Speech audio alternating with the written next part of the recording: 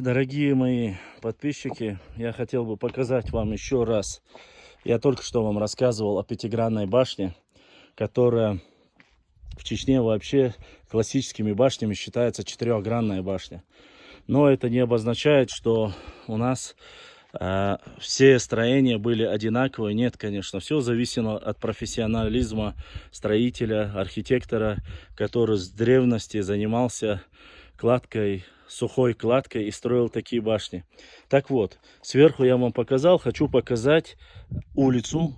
Дело в том, что именно башни начинали строить с нижней, вот именно вот эти башни Шаройского района, селения Шикарой, начали строить снизу вверх. То есть искать фундаменты, потихоньку поднимать камни и потихоньку по башне и вплоть до самой макушки этой горы, которая была выбрана не просто так, само собой. Точно так же проверялись молоком. Если молоко не просачивалось под землю, оставалось сверху, то мастера могли строить на них свои великие сооружения, монументальные сооружения. Так вот, посмотрите, видите, это скала, это цельная скала. На ней выстраивались, огромными глыбами выстраивался фундамент. Вот здесь небольшие сейчас разрушения. Сухая кладка, вот она. Это здание высотой, пятигранное здание, высотой 10 метров.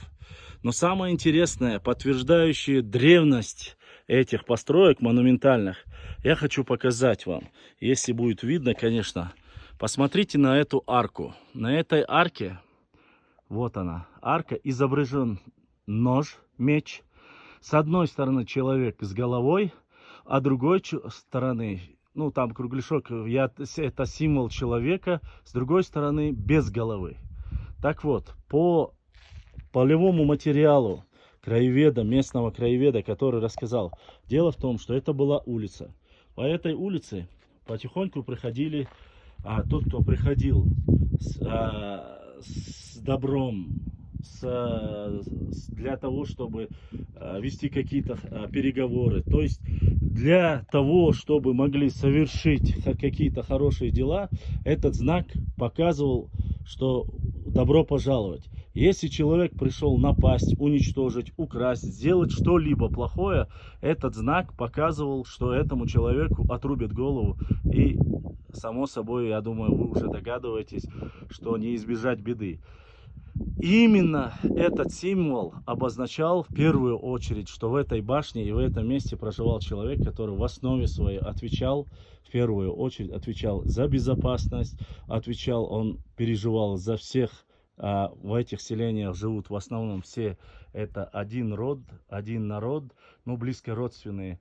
Отвечал за безопасность, если мне правильно так объяснили. Вот эта улица, здесь нужно было, был выступ с камнем, к нему привязывали лошадь, и дальше он уже шел пешком. Вот эти знаки были еще и на других башнях. Вот вы видите, стена тоже разрушена, на именно оконных башнях. Это было предупреждение, это был своеобразный щит, указатель, который говорил о том, с чем ты пришел, с добром пришел, добро пожаловать. Если ты пришел для чего-то плохого или совершал в этом селе что-то плохое, ему отрубали голову. Вот такие вот древние петроглифы здесь, в Шаройском районе, мы нашли за время своего пребывания. Надеюсь, вам понравилось. Красота неимоверно красивая. Альпийские луга. Ну, это просто не передать. Просто-напросто настолько все красиво. Еще я вам хочу показать. Сегодня, живя в 21 веке, я вам скажу честно, я даже сегодня не могу найти человека, который бы мог столь профессионально положить кладку, чтобы вы понимали, кирпича настолько четко. Я хочу вам показать эту стену и показать вам кладку, как профессионально этот мастер сделал свое сооружение. Вы посмотрите только на это великолепие. Вы посмотрите только на это великолепие. Это просто невообразимо. Четкие геометрические контуры. Все настолько четко, прямая параллель. Вот просто я с уверенностью можно сказать, что с математикой точно наши предки дружили. Посмотрите, какую плиту подобрали. Для того, что это, само собой, если я не ошибаюсь, загон для скота. В этот дом успели построить, но, к сожалению, обжить этот дом не успели, потому что наш народ депортировал тиран Сталин из родных домов. Тоже на обрыве дом. Угол настолько четкий, ровный, никаких цементов, растворов. И я вам скажу честно, я просто восхищен нашими мастерами. Такого профессионализма, кладки камня. Вы представляете, этим домам, ну, без малого уже 100 лет. Они стоят без царапины, без ничего. Это просто не передать. Вот из этих огромных каменных глыб выбивались, по словам нашего этнографа, выбивались, как говорится, эти камни для строительства. Постараюсь показать. Здесь вот как даже. Посмотрите.